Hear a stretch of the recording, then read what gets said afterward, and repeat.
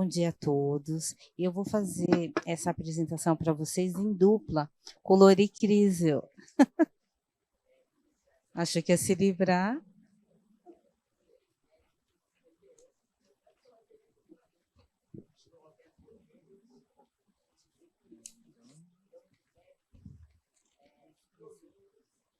Bom dia, me ouvem? Bom dia, bom dia, bom dia, obrigado.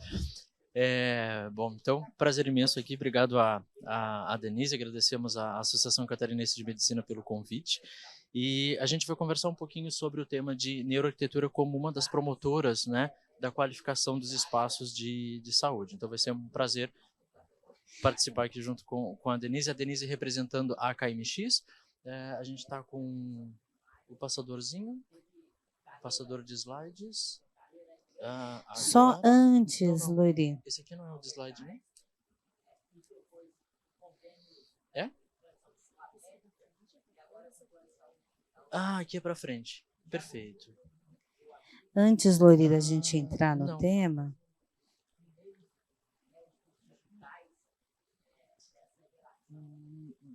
Não.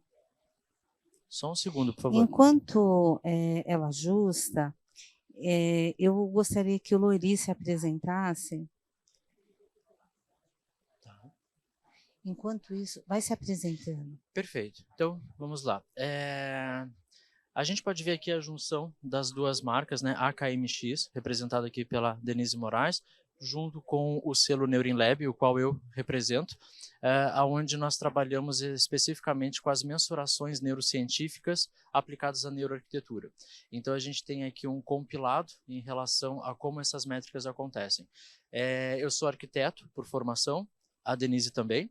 Eu presido a Academia de Neurociências Aplicadas à Arquitetura aqui no Brasil, também coligada à versão internacional e ao grande grupo de disseminação deste conhecimento. Também sou autor do primeiro livro do Brasil sobre neuroarquitetura e já venho me dedicando, agora a gente entrega a idade, né? Mais de 2 décadas ao tema e a gente começa a entender o quanto realmente o espaço é um mobilizador da nossa relação comportamental, né? Nós estamos sempre desenvolvendo uma modulação de comportamento a partir do espaço que nós estamos inseridos, né? Nós nos comunicamos com ele de inúmeras formas. Vamos tentar agora. Perfeito, muito obrigado. Então, nós vamos percebendo que até mesmo espaços que são amplamente conhecidos e denotados por nós, como a nossa residência, por exemplo, o modo como nós a encontramos delimita nossas relações psíquicas, psicológicas e de comportamento em relação a ela. Organizada, desorganizada. Então, a gente imagine isso levado a ambientes outros, né? Como o ambiente da saúde, onde eu preciso efetivamente ter uma condicionante de entrega, de segurança psicológica, de acolhimento. Então, nós vamos conversar um pouco sobre isso e vem toda a carga de conhecimento da AKMX, né? Foi, com a Denise. Bom, já foi apresentada, né? Vou falar só um pouquinho sobre a empresa que eu represento, que é a KMX. É uma empresa que trabalha com diversos segmentos, então, projetos corporativos, projetos comerciais, e nós fomos evoluindo também, abrangendo a área da saúde, tá? E já há alguns anos a gente foi se aprofundando nos conhecimentos das neurociências aplicadas a ambientes de trabalho, seja ele em qualquer mercado, e foi nessa trajetória que a gente se encontrou, né? O projeto baseado em neuroarquitetura, ele é um projeto altamente multidisciplinar. O arquiteto sozinho ele não consegue fazer, é necessário que ele esteja em ampla proximidade com outras áreas, como os cientistas, como os médicos, como psicólogos. Então, ele realmente é uma área muito abrangente, que exige um staff muito diferenciado, e foi nesse contexto que a gente acabou se encontrando. E a gente vai trazer um pouquinho dessa união aqui para vocês. E aí vem a grande pergunta: o que 2 arquitetos estão fazendo aqui num summit na área de medicina, né? Vamos começar a entender, então, mais uma vez, a questão do comportamento. Alguém aqui já passou por uma experiência, por exemplo, de entrar em um determinado ambiente tentando recordar o que foi pegar lá? O que eu vim pegar aqui? E a gente não recorda. E quando retornamos para o ambiente que nós estávamos antes, vem aquele estalinho, eu ia pegar tal coisa, a gente começa já a entrar em uma área onde a arquitetura começa a se dedicar ao estudo do sistema nervoso, a neurociência. Ou seja, já começamos a falar do nosso sistema límbico, já começamos a falar de mapeamento através do hipocampo, relação com memória e automaticamente uma devolutiva comportamental. Então, o que dois arquitetos fazem aqui no Summit de medicina? Trazer essa grande contextualização da neuroarquitetura para ser usado como um dos mecanismos também de cura, visto que quando a gente começa a falar de uma grande diagramação visual e compositiva trazida para um contexto científico dessa aplicabilidade, grandes e renomados hospitais e redes mundialmente começaram a perceber o quanto isso entra em condicionantes que a gente vai falar daqui um pouquinho, de VBHC, que é o Value Based Healthcare. Começamos a entrar nas questões de ESG, quando as marcas se posicionam diferentemente no mercado e tem uma valoração sobre qual estabelecimento de saúde eu escolho em prol de outro. Então é sobre isso que nós vamos conversar aqui hoje com vocês e trazer alguns cases nesse sentido. O que a gente não vai conversar? Isso não é uma palestra para arquitetos. A gente não vai falar aqui sobre as questões técnicas, legislação, diretrizes, fluxos, normas, não é o objetivo. O objetivo aqui é a gente abordar o conceito da neuroarquitetura aplicado aos ambientes e poder entender com vocês, fazer essa troca de como a gente consegue utilizar isso da melhor forma possível para todos os objetivos de um estabelecimento, de um hospital, né? Além da questão da cura, do tratamento, os diversos outros objetivos, né? Inclusive engajamento de equipe. Perfeito. E aí, nós já vamos começar a estreitar esse nosso link. A gente vai deixar aqui um QR Code que a gente vai passar depois para vocês. Caso surjam algumas dúvidas, estamos aqui para responder, mas futuramente podem entrar em contato conosco também. A gente vai repetir esse slide aqui depois. O que essa neuroarquitetura tem a contribuir para a área da saúde e o que nós estamos fazendo em conjunto já em algumas instituições? Justamente trazer essa condicionante de o comportamento humano sendo direcionado para uma relação psíquica. Hoje a gente sai daquelas esferas que se trabalha tradicionalmente em saúde, quando a gente fala da esfera primária, da secundária, da terciária, em quesitos de atendimento inicial, atendimento especializado, atendimento de alta complexidade, e já começamos a entrar em outros aspectos onde o humano é totalmente validado por essas condicionantes. Essas condicionantes que a neuroarquitetura nos traz, começa a nos mostrar cases efetivos onde isso acontece. E a gente já quer entrar diretamente nisso com vocês. A neuroarquitetura acaba se transformando em um grande guarda-chuva, onde dentro dela vários pontos específicos de áreas vão sendo direcionados para a saúde. Hoje nós temos, por exemplo, a chamada geroarquitetura, quando nós estamos trabalhando ambientes especificamente para pessoas com idades mais avançadas, com as suas necessidades, com as suas relações de entendimento, compreensão e identidade daquele espaço. Temos a chamada arquitetura salutógena, que é quando nós estamos trabalhando vários aspectos do próprio espaço, do próprio ambiente, para que seja reconfigurado esse momento de estarmos dentro de um ambiente hospitalar, onde nós temos por baixo 4 públicos, né? Nós temos o público vulnerável, que é a pessoa que está efetivamente ali hospitalizada. Temos os familiares e amigos que, de certa forma, se fragilizam também com essa situação, mas temos também um outro público que é o público frequente desse estabelecimento, a equipe médica, enfermeiros, técnicos e também a equipe que faz com que burocraticamente tudo isso exista, né? Que a gente tem toda a parte corporativa do hospital. Então o hospital tem a linha corporativa e tem a linha da hotelaria. E aí a neuroarquitetura dentro dessa configuração traz a arquitetura salutógena para esses aspectos. E aí a gente começa a verificar aqui cases que começam a trazer isso para o universo aplicável. A gente tem aqui um primeiro grande elemento que traz essas condicionantes em termos de arquitetura, é um hospital psiquiátrico chamado Adaman. Ele fica em Paris e ele é um hospital flutuante. Ele fica no Rio Sena, em Paris, Toda a configuração dos espaços é feita para que essas necessidades desse público, fique à vontade sempre para me interromper, que todas as necessidades desse público sejam atendidas especificamente para cada tipo de tratamento. Então, por exemplo, a gente pode perceber que a materialidade utilizada, o tipo de material, a configuração do espaço, a condicionante de você ter sempre um link com o meio externo e com a cidade, desenclausura essa condicionante de estar dentro de um ambiente que normalmente é muito voltado para uma linha de asepsia, e não aqui o conceito de asepsia de limpeza, mas asepsia de falta de estímulos.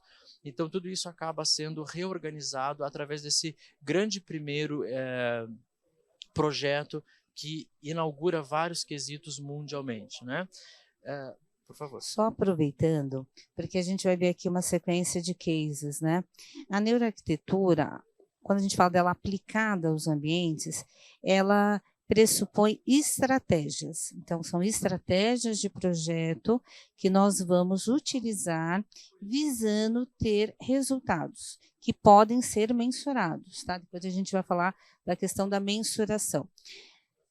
Isso não é novo, né? Então, a gente sabe que os ambientes influenciam no humor há um bom tempo. Castelos, né, de várias fases, né, da nossa história, quando você frequenta, você percebe como isso impacta no seu humor, na sua condição, na sua emoção. Então, isso não é novo. O que é novo agora são os estudos neurocientíficos que vêm sendo acumulados aí de algumas décadas para cá, de forma mais presente, e que os arquitetos especializados estão transformando em estratégias de projeto. Algumas estratégias que a gente vai mostrar em cada um dos cases. Por exemplo, a questão da iluminação, o efeito da iluminação no comportamento e na saúde. Quando a gente fala saúde, é o estado emocional, mas é o estado físico também. Então, nós já temos uma série de estudos científicos comprovando, através de dados objetivos, o impacto da luz, seja ela natural ou de luz artificial, de acordo com as suas frequências, tal, na resposta fisiológica, né, os biofeedbacks. Então, a luz é uma estratégia muito importante, que a gente vai ver que ele vai comentar em vários cases. A questão da biofilia, explica para a gente rapidamente biofilia. Vamos lá. Quando a gente começa a falar das estratégias biofílicas, né, nós estamos trazendo todas as condicionantes o mais humanizadas e ligadas a todos os elementos que nos transmitem uma segurança psicológica, um acolhimento, e isso está muito relacionado a tudo aquilo que é vivo. Quando nós falamos de ambientes hospitalares, nós sabemos que nós temos inúmeras técnicas e normativas que nos impedem algumas aplicações biofílicas. No entanto, nós temos as condicionantes indiretas de biofilia que a gente vai ver em vários casos aqui, ou seja, ambientes envelopados como esse que nós estamos, a gente pode trabalhar com outros tipos de estratégias que não necessariamente a biofilia direta, ou seja, luz natural, ventilação natural, contato com o meio exterior, nem todas as possibilidades espaciais nos permitem isso, então nós temos algumas estratégias que assim mudam. Esse projeto aqui, o Adaman, ele traz uma nova composição para o investimento na área de saúde. E aí entra na neuroarquitetura um grande conceito, que é o conceito de VBHC, que é Valued Based Health Care. Ou seja, nós começamos a colocar valoração no que nós entregamos para o nosso público. E aí começam a chegar novas linhagens para que isso aconteça. As estratégias de neuroarquitetura sendo utilizadas agora não apenas como uma entrega de um ambiente salutar para aquele paciente ou para aquele público que se acopla a ele, mas também com uma devolutiva de investimento na área da saúde, ou seja, é uma questão sustentável também para o empreendimento. Então a gente já começa a ver estratégias de biofilia, como a Denise tratava, de grandes aberturas, ou seja, você tem uma ampla relação com o meio externo sempre que possível, para que você projete psiquicamente, emocionalmente esse paciente para fora, tirar aquela ideia de confinamento, a visibilidade da maquinaria que envolve o ambiente hospitalar. A gente pode ver pela própria escolha dos móveis, né, o mobiliário auxiliar já remetendo a uma situação mais confortável, mais casa, mais aconchego, para que isso comece a ser mobilizado. A gente fala de um design amigável, né? Então, aquele mais parecido com uma casa, com um hotel. Isso sai mais caro do que fazer os quartos que geralmente a gente vê? Não necessariamente. Se as estratégias de neuroarquitetura forem consideradas no desenvolvimento do projeto, basicamente a gente não tem diferença em custo de aplicação. E a mesma coisa com acessibilidade. Se isso for pensado junto do projeto, a obra em si não vai sair mais cara, a implantação não sai mais cara, né? E aqui, quando ele fala de biofilia, que muitas vezes as pessoas associam somente a plantas, ao verde e tal, aqui a gente consegue ver na materialidade.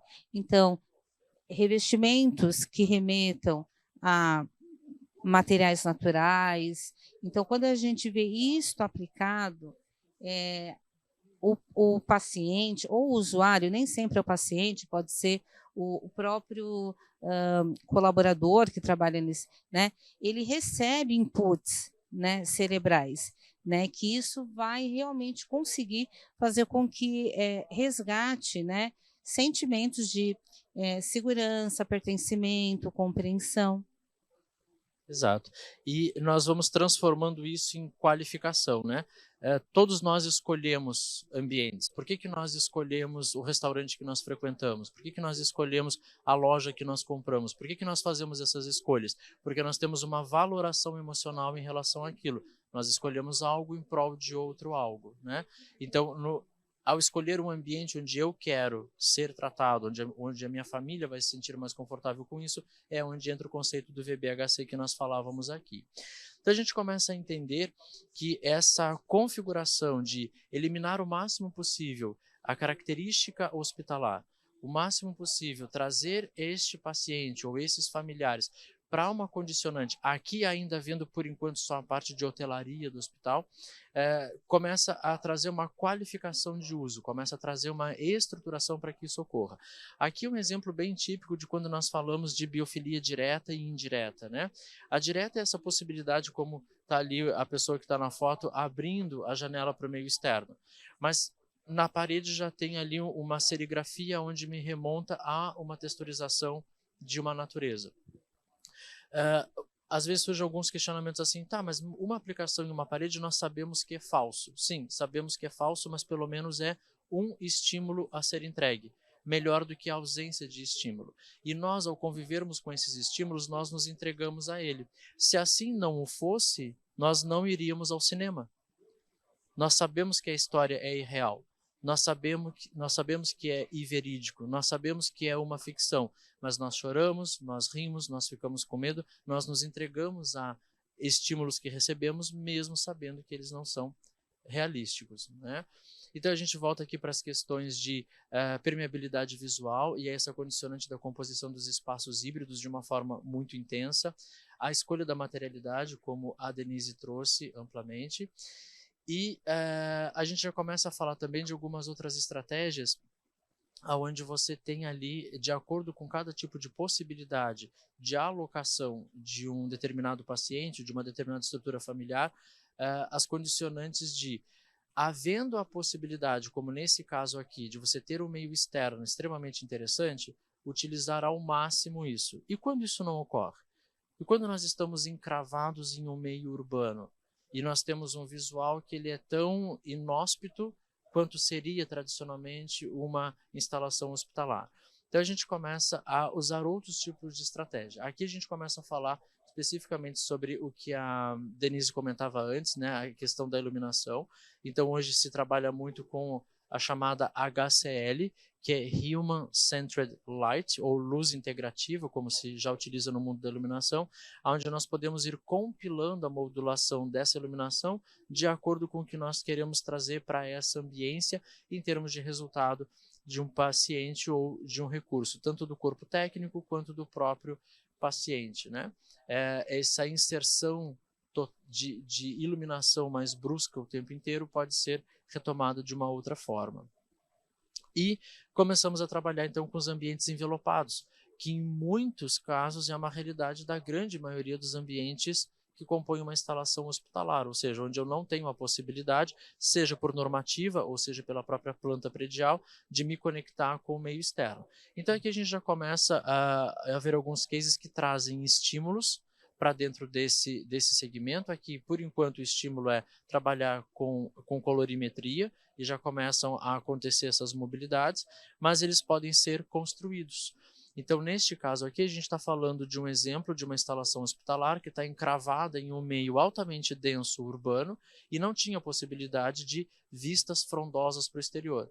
Então, o projeto ele configura vários jardins centrais, aonde as unidades vão se conectando com esse jardim. Então, todas, ou a grande maioria das internações, dos espaços para internação, se conectam com esses jardins. Ou seja, nós estamos criando essa atmosfera quando especificamente não há uma natureza abundante para ser explorada naturalmente naquela locação.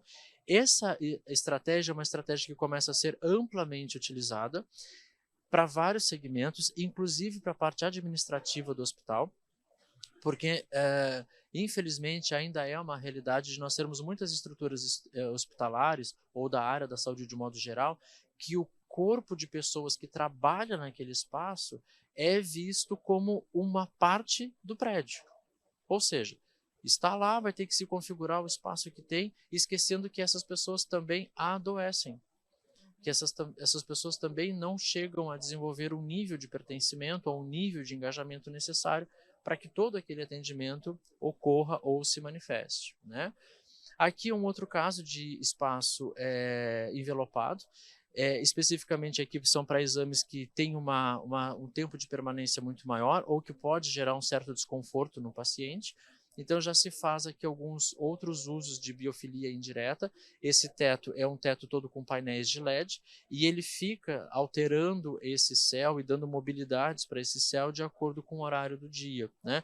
Então aqui nesse caso a gente pegou uma parte ali que tem um avião passando, porque essa instalação é próxima ao aeroporto, tem som, ouve-se o som desse avião passando, às vezes tem pássaros, conforme se está chovendo de verdade lá fora, está chovendo aqui também, então traz essa relação de linkar. Nós sabemos que não é verdadeiro, mas esse estímulo é um estímulo que nos aciona profundamente.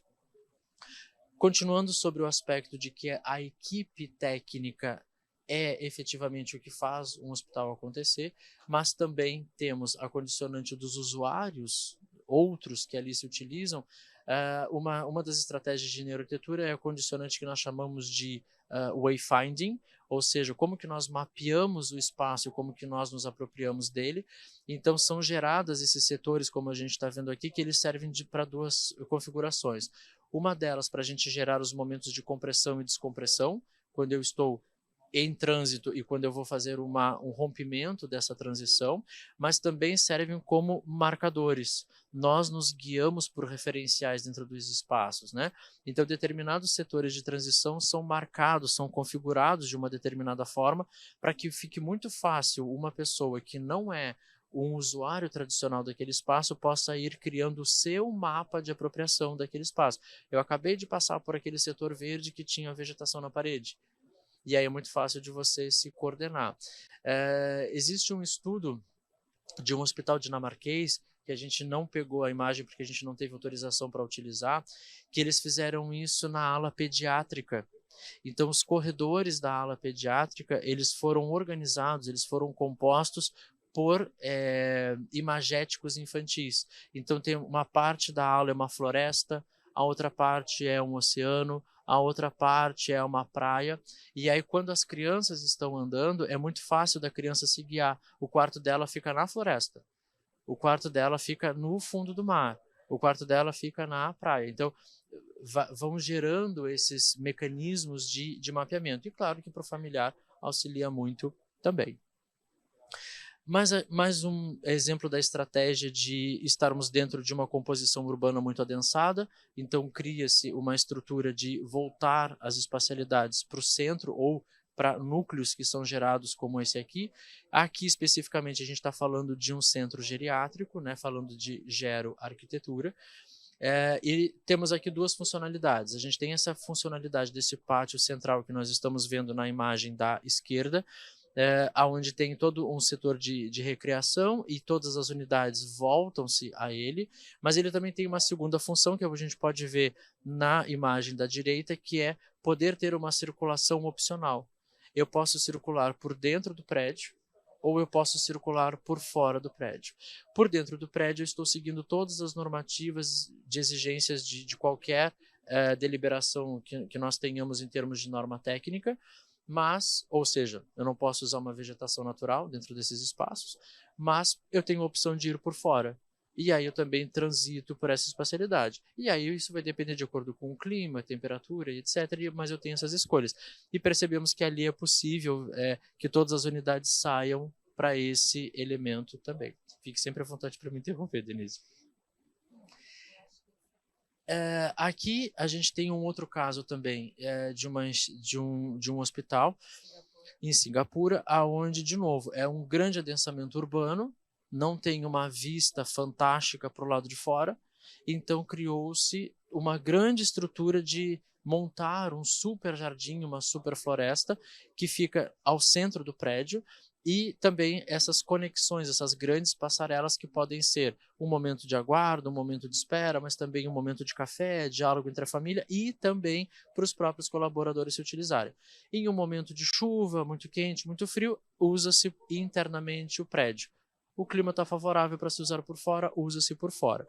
E a foto da direita, a gente percebe que as fachadas internas foram criadas e desenvolvidas levando muito para uma condicionante como se eu estivesse em um prédio residencial e não em um hospital, né? E aí, claro, tratando aqui de condicionantes que tem muito link com a cultura local, estamos falando de Singapura, né? Aqui mais um daqueles exemplos que nós trabalhamos pela condicionante de mapeamento, né, de termos estruturas visuais que vão nos auxiliando, mas também já trabalhando com elementos de design biofílico indireto também para fazer o rompimento daquela asepsia no sentido de falta de estímulos, né? Um corredor branco, interminável, enfim. A neuroarquitetura ela também está muito embasada na compreensão específica de determinados públicos, e aí nós sempre vamos avaliar o tipo de vulnerabilidade desse público que essa instituição vai atender, e aí a gente começa a configurar cases que, por exemplo, aqui é um espaço infantil, mas é um espaço infantil para crianças com espectro do autismo.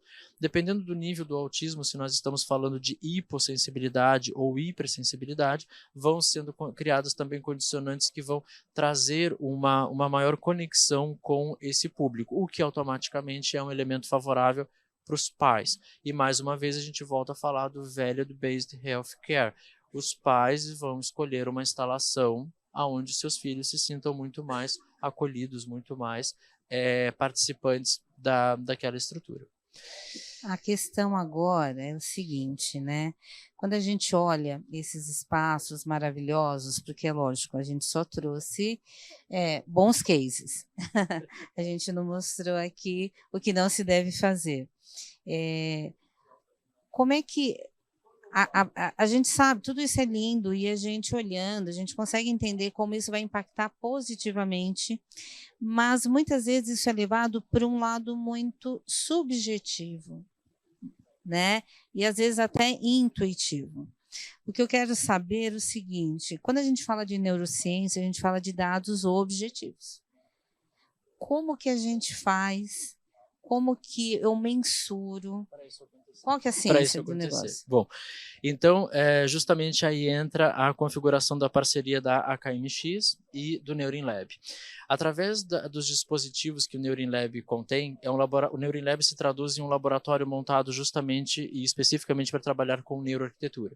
Nós temos lá os equipamentos que são muito similares aos equipamentos diretamente relacionados com a área da saúde, mas eles são todos adaptados para mensuração em neuroarquitetura. Estamos estamos falando também de eletroencefalograma, resposta galvânica de pele, heart rate variability e outras tecnologias como face reader, eye tracking, índice de imersão, índice de valência emocional, que nós utilizamos diversos equipamentos para isso.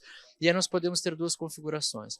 Nós podemos fazer uma mensuração efetiva em um ambiente existente, como ele é hoje, e trazer uma proposição de como ele ficaria e mensurar com um grupo de usuários uma resposta fisiológica, biológica dessas pessoas diante dessa proposição. E para isso não precisamos do espaço segundo já construído, nós conseguimos fazer isso através de imagens, de vídeos, até mesmo de realidade virtual.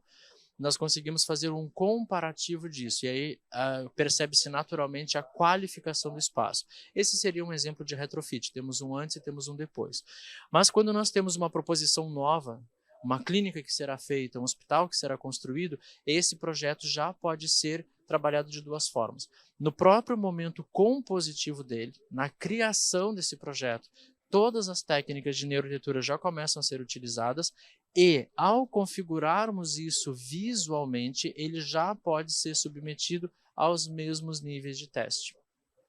Eu e a Denise, nós somos arquitetos, mas que estudamos e que nos entregamos muito ao mundo da neurociência aplicada à arquitetura. Mas no NeurinLab, quem faz essas análises é um grupo de neurocientistas junto com psicólogos. Nós lemos os gráficos e os gráficos nos auxiliam a entendermos como vamos aplicar em projeto. Mas quem mensura, quem pega esses dados, quem compila e nos dá as informações é um grupo de neurocientistas e de psicólogos. Até mesmo para, se vamos trabalhar também com questionário, como deve ser montado esse questionário, qual é o tipo de público que nós estamos trabalhando. Então, a junção AKMX e NeurinLab é justamente isso, né? A gente poder trazer para o universo da saúde algo que amplamente já vínhamos utilizando no mundo corporativo. No mundo corporativo, a questão é outra, a gente quer algo chamado de entrega, mas em relação a uma performance. Nós queremos uma performance, lá uma performance de produção, mas uma performance de produção saudável para os espaços. Aqui nós queremos também uma performance, mas uma outra performance, uma performance de cura, de restabelecimento mais rápido e de uma condicionante de gerar valor especificamente para um público que é o paciente, mas também um público que se conecta a esse paciente.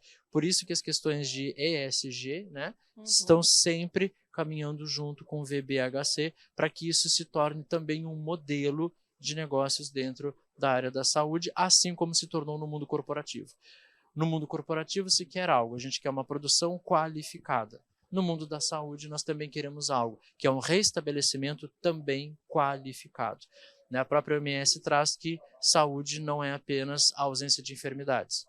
É eu ter uma relação de bem-estar físico, mental, social, psíquico, né? Então, é assim que a neuroarquitetura chega e estamos muito felizes de poder compartilhar isso com vocês. A gente agradece mais uma vez, né, a oportunidade de, num evento focado ao mundo da medicina, a gente conseguir contribuir, abrir aí a curiosidade, abrir a oportunidade da gente mostrar para vocês e receber feedback também de como nós, como arquitetos, como o mundo da arquitetura pode contribuir para o mundo da saúde.